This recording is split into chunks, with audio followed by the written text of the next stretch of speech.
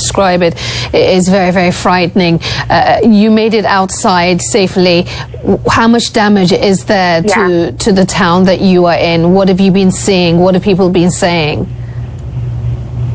I've seen like the sea. We're very near to the sea. We saw the sea coming on the beach, also overpassing the umbrellas and all the sets. So we just saw that and the building shaking. So we mostly heard and felt the earthquake. Then we saw damages. So we know a lot of people are under collapsed buildings. So it is a very terrifying situation. So we also heard about mayors of the cities like Amatrice who were crying on the phone asking for help because the town was completely gone, and he said like the town does not exist anymore. So that's it. Yeah, an incredible tragedy. We're hearing that the roads in the area are very small, that they're made of stone. So, there's concern that some of the roads, it's going to be difficult to get through them, that they may be blocked. What can you tell us about the conditions of the roads where you are? We saw a lot of cars going through the night and the morning, and a lot of people were going to the center, but I don't think they got anywhere because a lot of roads were closed because the earthquakes were going through, and it was safer to take a place and stay there. Also, a lot of cars which were going to the center stopped because the car was shaking also with the aftershocks, and they stopped like screaming and were like, no, we can't go anymore. And a lot of people tried to go out of the city, but usually this is a safe place, but we heard it very well. So. Well, Eleonora Romandini, thank you again for joining us and just sharing a little bit of what you went through. It sounds very, very terrifying. Do stay safe at this very difficult time. Thank you for speaking to us here at CNN. We're going to have much more on the breaking news of a 6.2 magnitude earthquake in Italy when we return. Do stay with us for all the latest details.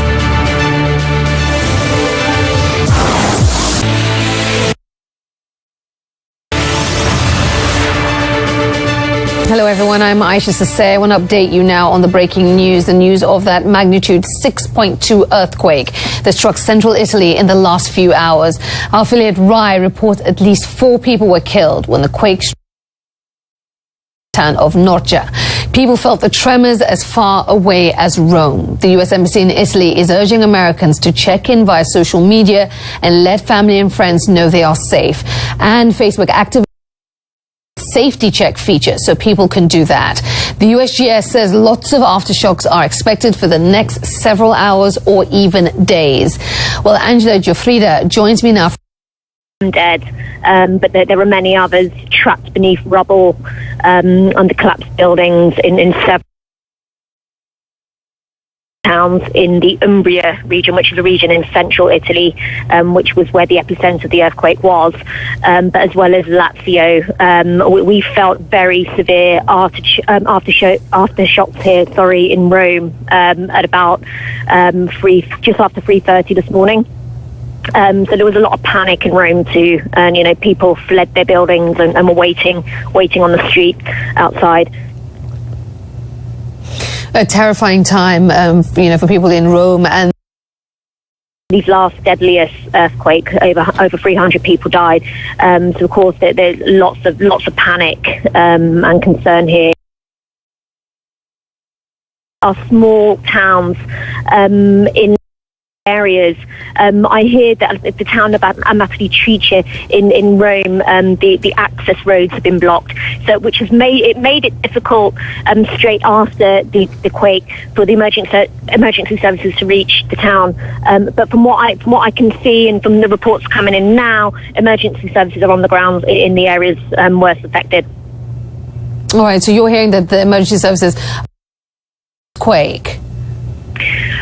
I can't really answer that question, but from what I not being there. But from what I know, it seems to me that So much for joining us on the line from Rome and just bringing us up to date with the very latest that you're hearing from the quake zone. Thank you so much. Stay safe. Thank you very much. Bye-bye.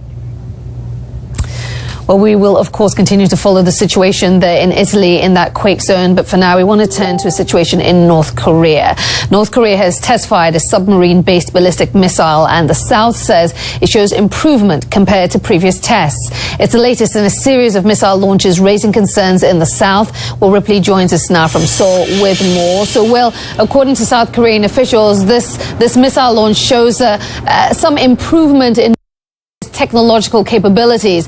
What are we learning about the launch?